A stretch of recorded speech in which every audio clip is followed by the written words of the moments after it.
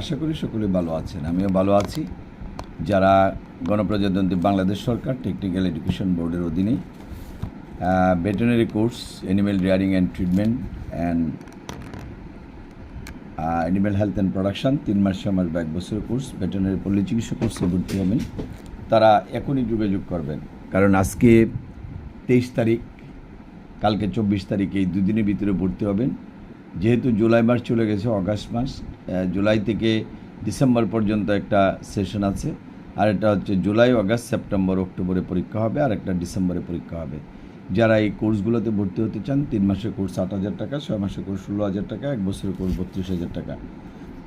যারা ভর্তি হতে চান তারা দেরি না করে এখনই, যারা এআই কর্মী হিসেবে কাজ করছেন মাঠে, তারাও কিন্তু যোগাযোগ করতে পারেন।